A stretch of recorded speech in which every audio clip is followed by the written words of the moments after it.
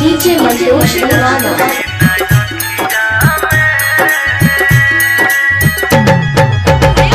DJ Mantosh Nirvana.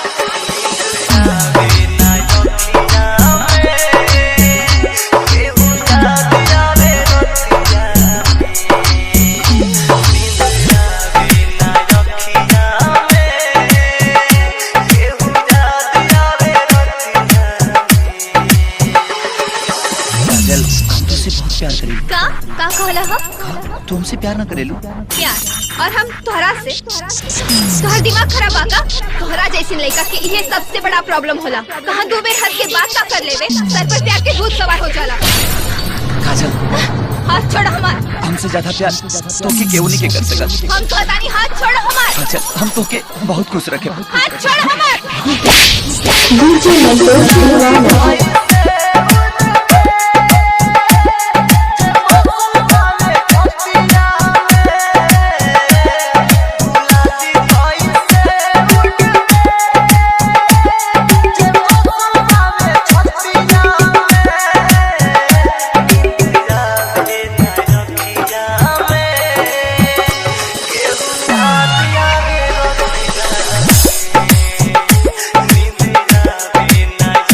DJ Mantosh Nirvana.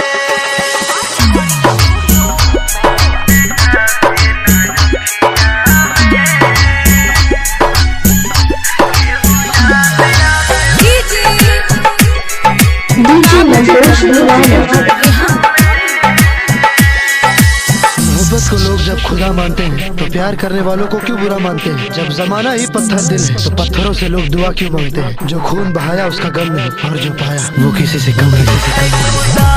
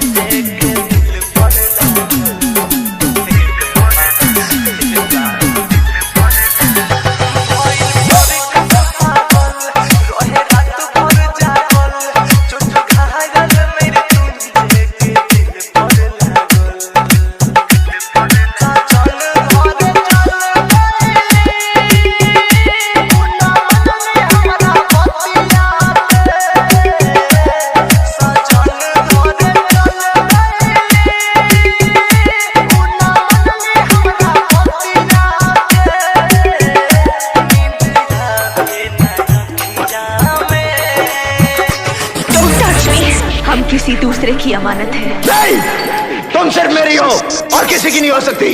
हम दोनों के बीच अगर कोई आया तो समझो वो मर गया।